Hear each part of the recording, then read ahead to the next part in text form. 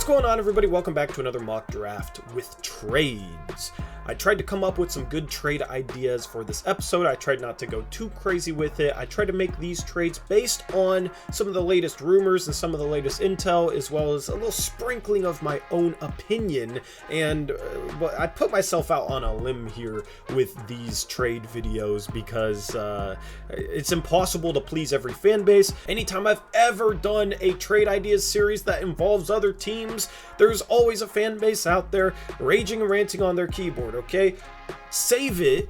Just view this as entertainment. Just because I have these trades doesn't mean I think that every team should do it or that I would do it for every team. I try to make it good and reasonable for every team, and I tried my best. So before you sit there ranting on your keyboard like, trades here, you suck. Start us off the channel instead. Just save it. I'm not gonna read any hate, alright? Just enjoy the freaking video. Leave a like if you enjoy it, and even if you don't, leave a like and help me out. And subscribe to this channel if you haven't already. With that being said, let's jump into this mock draft with trades. With the first overall pick in this mock draft, this isn't going to change. I have the Orlando Magic selecting Jabari Smith, the forward out of Auburn. Right now, it's rumored that Jabari Smith is going number 1. I wouldn't be completely shocked if they go a different direction. You don't know with Orlando. Like, it's not a clear-cut, obvious number 1 pick, but that's where the rumors are right now, is with Jabari Smith going number 1 to Orlando. So that is what I'm rolling with. Same thing with OKC at 2, and them selecting Chet Holmgren to be their power forward or center of the future. Him and Poku is interesting together. I've talked a bit about this pick in the last mock draft. These top 3 picks are going to be the same. The third overall pick, I have the Rockets selecting Paolo Banchero to be their starting power forward. I think that with Banchero being a possibility here at 3, that Christian Wood is definitely going to be on the block, and I actually have a trade for him later in this episode, so stay tuned. I mean, Houston could go Ivey here, but Ivey and Jalen Green is a weird fit together, so I think they'll end up going Banchero and then have Sengun as their starting center, and then I think they will trade Christian Wood. At 4, I have a trade, and the 4th pick is being traded to the New Orleans Pelicans, who give up the 8th pick as well as 3 future firsts in order to trade up to number 4. But the Kings aren't keeping the 8th pick. They trade it to Atlanta in order to get John Collins. The Kings are rumored to be interested in being competitive next year. This would be the trade to do it. There's rumors that Jaden Ivey doesn't want to go to Sacramento, and that Sacramento might be using the 4th pick on Keegan Murray. However, I think if they can get value out of the 4th pick and trade down and then trade that pick for John Collins, that is a more suitable route for the Kings. Now, maybe it doesn't take 3 future firsts for the Pelicans to get that number 4 pick, but I think Ivey will be a commodity, and you'll have multiple teams bidding to trade up for him. So for whoever trades for number 4, I think they're going to have to overpay a little bit. The Hawks have been rumored to be willing to move off John Collins for a lottery pick. They move off him for the number 8 pick. They also end up saving about $12.6 million, which means they do get a pretty sizable trade exception. Richaun Holmes also makes sense as a potential backup center behind Valanciunas for the Pelicans, so that's a little bit more value out of this deal. The rest is just salary filler. And obviously with the 4th pick, I just talked about it, Jaden Ivey for the New Orleans Pelicans. He slots in immediately as their starting shooting guard next to CJ McCollum. I think that New Orleans is a sneaky team to trade up for number 4 because Jaden Ivey would complete their starting lineup with McCollum, with Jaden Ivey, with Brandon Ingram, Zion Williamson, and Jonas Valanciunas. And then you'd also have Holmes, Larry Nance Jr., and Herb Jones off the bench. That's a bit front court loaded. They would need a backup third guard, but that's a pretty dang solid rotation for New Orleans. As far as Sacramento goes, they end up with De'Aaron Fox, Harrison Barnes, John Collins, and Sabonis as their core. They would need potentially a starting shooting guard next year. Maybe that's Dante DiVincenzo, who's a free agent, but that's a pretty solid core, and John Collins is still young, so kind of still fits a futuristic timeline for the Kings. So if they're really trying to be competitive next year, John Collins is probably the best option. They do need to get better defensively too, though, so that starting shooting guard role for the Kings should go to a defensive player. With the 5th overall pick, the Detroit Pistons select Keegan Murray, the forward out of Iowa. I think it's pretty obvious that the 5 guys that have so far been selected are going to go in the top 6. The draft kind of starts here at 5, assuming that Ivey goes top 4. If Keegan Murray goes 4, then I think Detroit ends up just taking Jaden Ivey and running with it. But if not, I think the clear-cut favorite right now is Keegan Murray. I think that the Pistons are going to trade Jeremy Grant this offseason, so Keegan Murray slots in as the starting power forward. At 6, I have the Indiana Pacers selecting Johnny Davis, the guard out of Wisconsin, which might be a surprise pick. If those previous 5 prospects are off the board, then it's going to be interesting to see who Indiana values. It sounds like they're very interested in Jaden Ivey, who's from the state of Indiana, and they're interested in Keegan Murray as well. With both of them off the board, I have no idea who Indiana is going to take, and I think Johnny Davis could be a sneaky pick here. A little bit of a surprise, but a good defensive guard. I really like Johnny Davis's fit in the backcourt next to a Tyrese Halliburton, and I think he has some of the sneakiest upside in this draft, and I think he has potential as a 20-point per game scorer in the right situation. Now we have another trade. This is a 4-team trade. The Blazers end up trading the 7th pick, 36th pick, and Eric Bledsoe for Jeremy Grant, Kenrich Williams, and their own first-round pick back from the Bulls. The Thunder give up Kenrich Williams, number 7, and a future first, as well as the 34th pick, in order to trade up to 7, and you'll see their selection in a second. The Pistons get the 12th pick, the 34th pick, and Eric Bledsoe for Jeremy Grant, and then the Bulls end up trading Portland their first-round pick back to get a 2023 Denver first from OKC, as well as a very early second-round pick this year. This gives Portland their starting power forward, a guy who Damian Lillard wants, a point-of-attack defender in Kenrich Williams, who's definitely underrated, and they get their first-round pick back, which means they're able to trade all their future firsts in a potential follow-up move. The Pistons get a good return on Grant, and with the 7th pick, OKC has traded up for Shaedon Sharpe. It's rumored that Sharpe wants to play for OKC. It's rumored that OKC really wants Sharpe. They have a ton of future firsts, so they are in position to take risks on boom or bust prospects. The more picks you end up having, the more it makes sense to take some risks in the draft for high upside guys who might not pan out.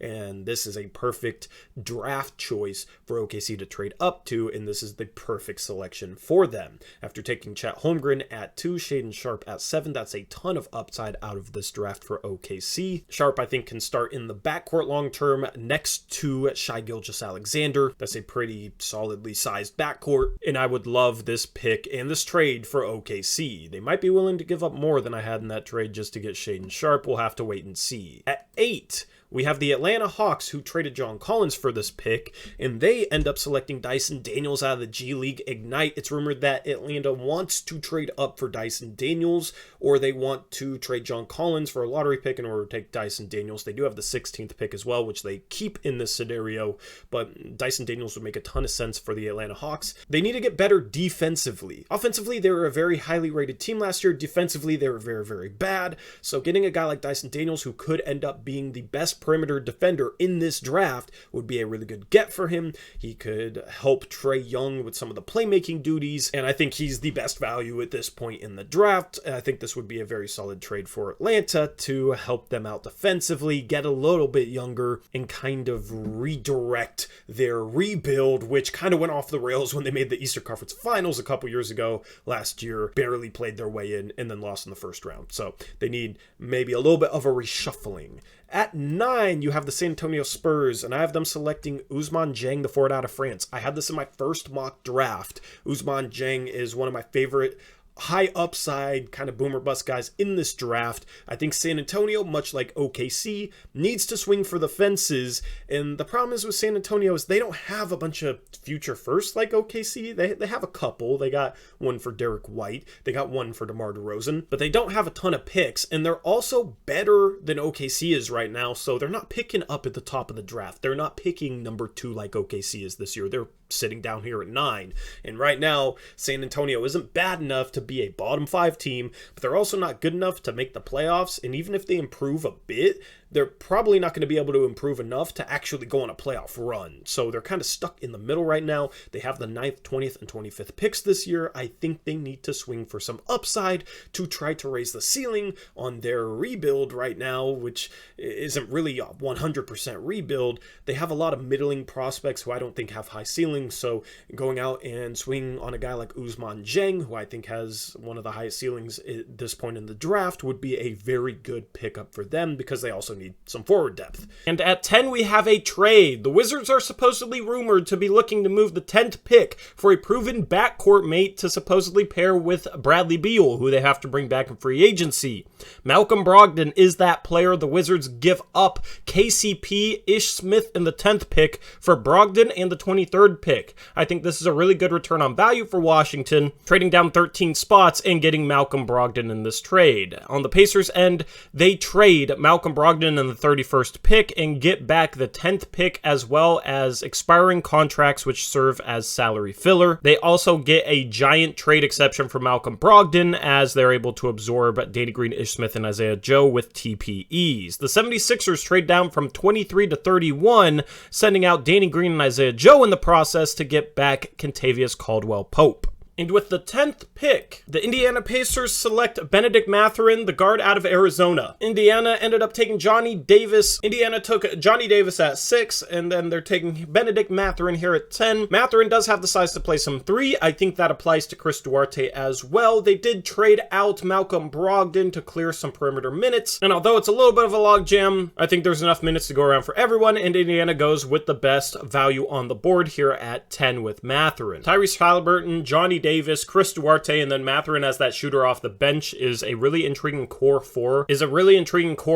For the Indiana Pacers. Is a really intriguing perimeter core for the Indiana Pacers. At 11, the New York Knicks are happy because they end up getting AJ Griffin, the forward out of Duke. It's rumored that New York is praying that AJ Griffin falls to this draft spot. I think New York needs a little bit more shooting, and what better shooter to get than a 45% college three-point shooter at a forward spot in AJ Griffin. So I think this is a match made in heaven, a good fit, and the guy that New York supposedly wants. So if he's on the board at 11, I would be shocked if New York doesn't take him. At 12, the Detroit Pistons, who traded Jeremy Grant for this pick, end up taking Jalen Duren, the center out of Memphis. Now, Detroit does have Kelly Olynyk. I think they try and move off him. Maybe it is in a Jeremy Grant trade. They also have Isaiah Stewart, but I don't think he's a long-term answer at center.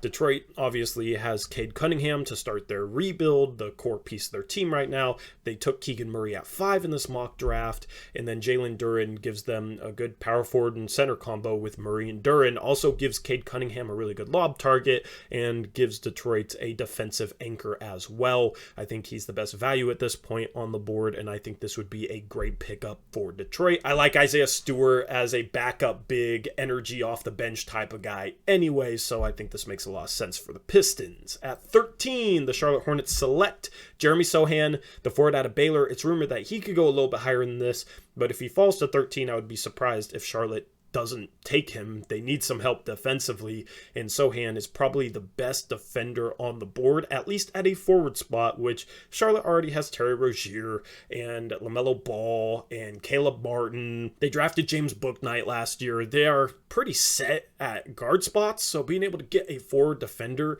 next to those guys long term would make a ton of sense. Jeremy Sohan would be a really good pick up here. At 14, the Cleveland Cavaliers select Malachi Branham, the guard out of Ohio State, staying in the state of Ohio. This is one of my favorite picks in the draft, and I think Malachi Branham could go a little bit higher. I think he's a very quality player at this point in the draft. Cleveland could be looking for their starting shooting guard next year. Colin Sexton, coming off a major injury, is a restricted free agent and maybe not the best fit in a backcourt next to Darius Garland, so Malachi Branham is the starting 2 next to Darius Garland long-term. Could make a lot of sense. I would love Branham for the Cleveland Cavaliers. At 15, the Hornets are up again, and they're picking Mark Williams, the center out of Duke. I think the Hornets need to go a forward defensive player and a center. If Jalen Duren's there at 13, I think they take him, but if not, then I think they end up with Mark Williams out of this draft. I have some question marks about Mark Williams' ability to defend out in space on the pick and roll, but he's a really good rim protector, really good measurements, athletic for his size. A pick and roll with LaMelo and him would be very scary for opposing defenses, so Mark Williams 15 to Charlotte. At 16, I have a little bit of a surprise pick. The Atlanta Hawks, after drafting Dyson Daniels at number 8, draft his teammate Marjon Beauchamp out of the G League Ignite. As I said earlier, Atlanta needs to get better defensively. MarJon Beauchamp is one of the best perimeter defenders in this draft. Really good cutter, has the size to play the 3, has the size to potentially guard 1 through 4, and him plus Dyson Daniels would be a really good start to kind of retooling the defense there in Atlanta. Both Dyson Daniels and MarJon Beauchamp have questionable jumpers, but I think both of their forms are fine, and I think that at least one of them will become a solid enough NBA three-point shooter, but I think both of them can, and I think Beauchamp has some sneaky off-the-dribble upside. He's shiftier than I think people realize. People just kind of see him as a defensive guy that struggled to shoot the ball, but he has some ball skills. He has some dribble moves. He just needs to read the game a little bit better, in my opinion. But if not, I mean, I think he has a lot of potential as a 3-and-D guy, and that's what Atlanta needs. At 17, I have the Houston Rockets selecting Tari Eason, the forward at LSU. Tari Eason has one of the widest draft ranges in this draft. Some say he can go late lottery. Some people think he's going late first round. This is kind of right in the middle. And for Houston, I think this makes sense just as a defensive player. They did take Usman Garuba last year, but Houston is, I don't know, they have some pieces already. I don't know if they need to draft for need or anything. I do like Tari Eason 17 to the Rockets. At 18, we have another trade. And this involves Rudy Gobert going to the Chicago Bulls, who give up Nikola Vucevic, Kobe White, Javonte Green, and the 18th overall pick, as well as taking on George Hill, who sucked last year, and Rudy Gay, who is a bad $6 million a year contract. The Jazz end up moving off Rudy Gobert. They get back 2 solid centers, one who is recently removed off an all-star appearance in Nikola Vucevic. Brook Lopez is the backup, and they get a young point-of-attack defender in Patrick Williams. That's something that they need. Kobe White is young and can fill the Jordan Clarkson role a little bit better. I think Utah, if they did something like this, would look to move off Jordan Clarkson, and then they get 2 first-round picks in this year's draft at 18 and 24. This might not be enough for Utah. I think out of all 3 of these teams, they would need a little bit more because they're giving up Rudy Gobert, and they're also giving up Bojan Bogdanovic to the Bucks to get the 24th pick. I think that's a solid swap for Milwaukee, but Utah does move off a lot of salary. They were in the tax last year. They move off Rudy Gay's contract, so I think this could be a trade that they take a hard look at. If not Bojan Bogdanovic, maybe Mike Conley could be somebody that the Bucks might have some interest in. Probably not for the 24th pick, but the Jazz, I think, could look to move off his contract as well. Let's look at a few of the new changed lineups from these past trades. I didn't talk about Atlanta, but Trae Young, Dyson Daniels, MarJon Beauchamp or Bogdan Bogdanovic at the 3, DeAndre Hunter at the 4, Clint Capella at the 5. That's definitely a lot better defensively. For the Chicago Bulls, after trading for Gobert, they got Lonzo at point, Levine at the 2, assuming they resign him, DeRozan at the 3. They do need a starting 4, but then they have Rudy Gobert at the 5 with a bench of Ayo Dosunmu, Alex Caruso. Maybe they bring back Derrick Jones Jr. And for the Milwaukee Bucks, their starting lineup I would like a lot. I think they're going to bring back Bobby Portis out of free agency, and I think they would slot him in at the starting center spot after trading out Brook Lopez. Their starting lineup would look like Drew Holiday, Chris Middleton, Bojan Bogdanovic, Giannis, and Bobby Portis at the 5. They would need to shore up their front court off the bench. They do have Javonte Green from this trade and Pat Connaughton at wing spots. They would just need to potentially bring back Serge Ibaka and use the mid-level exception on a backup big man. Anyway, after the dust has settled, the Jazz sit here with the 18th pick, and I have them selecting Nikola Jovic, the forward out of Serbia. This is a high upside guy, really offensively gifted given his size, 6'10". I think Utah, assuming they retool a little bit, would swing for some upside here at 18, and they still have pick number 24 coming up. At 19, I have the Timberwolves selecting Ochai Agbaji, the wing out of Kansas, who's fallen down my draft boards a bit. It's not necessarily due to anything about him. I'm just more intrigued by some guys that I think have higher upside, and I think Agbaji is going to be a really good value pick at this range in the draft. I think this would be a really good get for Minnesota. A guy that can shoot threes and defend at a high level, who's coming off winning a championship, can maybe do a little bit off the dribble at the NBA level. That's an intriguing high floor player and somebody who should immediately play a role for a Timberwolves team that made the playoffs last year. At 20, I have the San Antonio Spurs selecting Jalen Williams, the wing out of Santa Clara, one of the biggest risers in the draft over the past couple of months. He has more upside than I think he's given credit for because he's looked at as a bit of a high floor guy, a multi-year college player, has a ton of size for the small small forward position, 7'2" wingspan, and he can pass the ball. He has some ball handling ability. He can shoot the ball. Crafty finisher around the rim. He needs to improve his on-ball defense, but for a San Antonio team that needs some upside, I think this is a solid pick, especially after taking Ousmane Dieng at 9, and I think Jalen Williams would be a guy who would thrive in San Antonio. At 21, I have the Denver Nuggets selecting Jaden Hardy, the guard out of the G League Ignite. Previous year's picks from the Denver Nuggets would suggest that they go with the Jaden Hardy. They haven't been afraid to swing on some risks. I mean, Michael Porter Jr., the most obvious one, but they drafted RJ Hampton a couple years ago. Jaden Hardy just feels like a Denver Nuggets pick, and I think that the Nuggets would be hoping that he could develop into the starting guard spot next to Jamal Murray long term. This doesn't address Denver's most glaring need of defense. I think if Marjon Beauchamp was here on the board, he would be the perfect pick for the Nuggets, but since he went earlier, I could see the Nuggets swinging for a guy like a Jaden Hardy. Here we have another trade. The Lakers trade away Russell Westbrook, Talen Horton-Tucker, and a 2027 unprotected first-round pick to the Houston Rockets for John Wall and Eric Gordon. John Wall didn't play last year. There's a chance that they potentially buy him out. Russell Westbrook is on the same contract. Swapping them out is pretty meaningless for the Rockets. Essentially, this trade is Eric Gordon for Talen Horton-Tucker and a future unprotected first-round pick, which is a pretty good return on value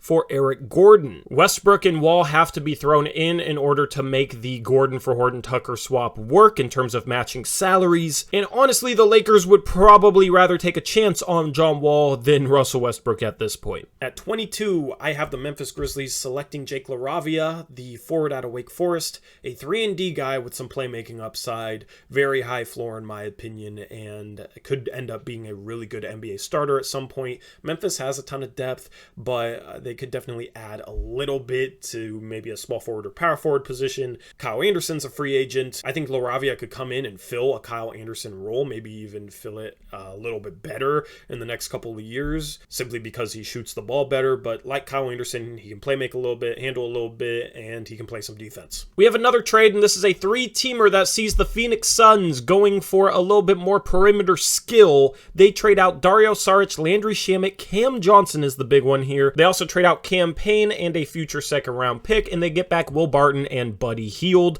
Buddy Hield, as that shooter off the bench, third guard type of player, is a good fit there in my opinion. And then Will Barton, being a guy that can play the 2 or the 3, provide some ball handling ability, some playmaking ability, take a little bit of that responsibility off of Chris Paul. Barton can play next to Chris Paul and Devin Booker. He's a solid defensive player. I think Will Barton would be a good pickup for Phoenix, who struggled in terms of shot creation and ball handling ability in last year's playoffs. Barton is hurt quite a bit, so his value is probably lower than his skill set would indicate. Phoenix would just be gambling on the hope that he would be healthy. Buddy Hield replaces Cam Johnson's shooting, and for the Pacers, they get back Cam Johnson to be their starting forward. Earlier in the video, I explained how they had Halliburton, Johnny Davis, and Chris Duarte as their starting point guard, shooting guard, small forward. They now have Cam Johnson at a starting power forward spot and Miles Turner at the centered spot. Interesting lineup there for Indiana, who trades Buddy Hield and a future second, basically for Cam Johnson and salary filler. And then the Nuggets get off some salary. They save about $8 million in this trade, moving off Will Barton, taking back Cam Payne, and they get 2 second-round picks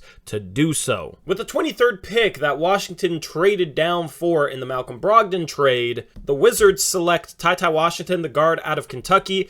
Washington needs guard depth. They addressed some of it by getting Malcolm Brogdon, and now Ty Washington could potentially be the third guard there in Washington. They don't really have a third guard behind Brogdon and Bradley Beal. Ty Washington might not be ready to play right away, but long-term, he could be a good guard complement to those two guys, and it'll be interesting to see if he gets that Kentucky guard bump, where he comes into the league underrated and then plays better than people expect. That's happened with Emmanuel Quickley, Tyrese Maxey, Tyler Hero. Let's see if it can happen with Ty Washington. At 24, the Jazz, who got this pick for Bojan Bogdanovic in the Chicago Bulls, Bucks, and Jazz trade, end up selecting Dalen Terry, the versatile guard out of Arizona, 6'7", can potentially guard 4 positions, can play in different roles. I would really like this pick for Utah, giving them some versatility, giving them a player that could potentially play right away because he knows how to fill a role, did it last year for Arizona, and would allow them a little bit more flexibility with who they're looking to trade out as they retool the roster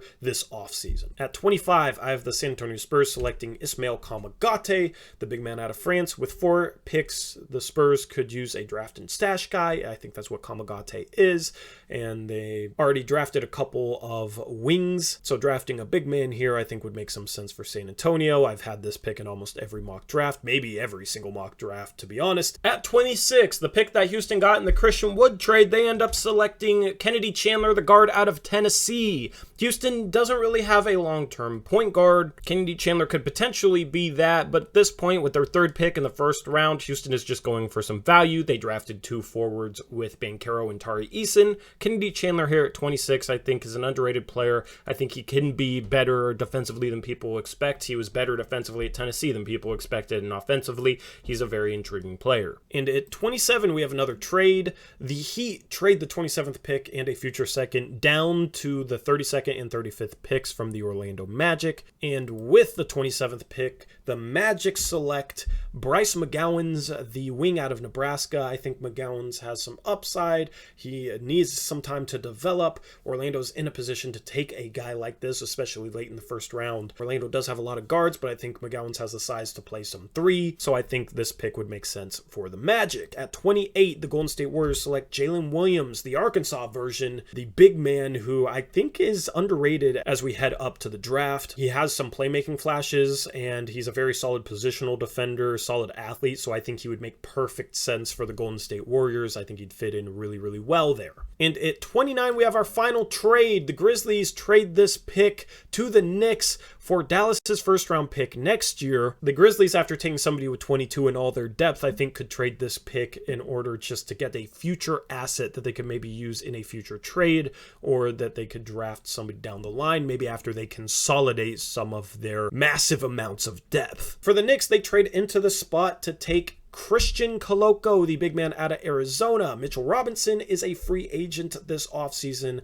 They might let him walk, and they get a guy in Coloco who could be ready to play right away and would be on a cheap rookie contract for 4 years as he's taken at the end of the 1st round. And I think he's a really good value here. I have him a little bit higher than this on my big board. I think he has some playmaking flashes, and he's shown some shooting flashes, so I think he's a developable big man that could end up looking like a steal here at 29 for the Knicks. And at 30, the Denver Nuggets select E.J. Liddell, the forward out of Ohio State. This is a really solid value pick here for Denver. They get a little bit better defensively. E.J. Liddell reminds me slightly of an Aaron Gordon, just being an undersized power forward, but a guy that's a good team defender, can defend a little bit on the perimeter, can shoot the 3 ball a little bit, has flashes of playmaking skill. He could be the long-term Aaron Gordon replacement. Denver traded out JaMychal Green to save money. In this mock draft, they traded out Will Barton to save money. This could potentially allow Denver to try and move off Aaron Gordon's contract in the future. Now let's take a look at the 2nd round. The Philadelphia 76ers, after trading down to 31, take Wendell Moore Jr., a good and versatile shooting guard, small forward type of wing, can initiate a little bit, can play make, can shoot the 3 ball. Really solid value there at 31, a guy that could be ready to contribute right away. Same thing with Andrew Nembhard at 32. A high floor, kind of lower ceiling type of player. The Heat, I've had them taking Kennedy Chandler at 27 in every mock draft. I wanted to switch it up a little bit. They trade down to 32 and take Andrew Nembhard, and they also take Moussa Diabate at 35, a solid power forward player that can shoot a little bit, can defend. Pretty agile guy. Would be intriguing to see him play next to Bam Adebayo. Dominique Barlow just seems like a Raptors pick at 33 in terms of a forward with some perimeter upside. Caleb Houston, I think, has a promise, or the feelings of a promise somewhere, because it was expected that he would probably withdraw from the draft, and then he stayed. There's just some weird things that happened with Caleb Houston in this pre-draft process, and if there is a promise, I think it's probably in the early 2nd round. Blake Wesley is a terrific value at 37 for Sacramento. Alondes Williams at 39, that's a little bit high, but I feel like Cleveland could elect to go with him. They had some success with a big backcourt playmaker last year in Ricky Rubio, maybe Alondes Williams could replace some of that. He's a really good passer. Kendall Brown falls to 42. I feel like he could fall into even the late second. His stock has really dropped throughout the entire season, but at 42, I think that's a solid value for a player of his caliber. Patrick Baldwin Jr. 43 to the Clippers. Max Christie 45 to the Hornets. Peyton Watson 46 to the Pistons. These are all three guys that were rated really highly going into the season and whose draft stocks didn't end up where they would have liked them to. Josh Minott at 47 to Memphis. I'm not as high on his upside as a lot of other people are. Trevor Keels at 51, solid value for Golden State. Ryan Rollins at 52 could potentially grow into that third guard behind Jaden Ivey and CJ McCollum. Isaiah Mobley to Cleveland is one of my favorite late round picks, reuniting with his brother. And John Butler 58 to Indiana. I'm not as high on his upside as some other people either. Anyway, that wraps up this mock draft. Let me know what you think about this mock draft down in the comment section below. Leave a like on this video. It helps me out. These videos can hit the algorithm, so help me hit the algorithm. But let me know about the trades. Let me know about some of the picks, some of your thoughts about this draft. I look forward to reading those. Subscribe to this channel if you haven't already, and I'm out of here. I'll catch you in the next one. Until then, as always, peace out. Go Blazers.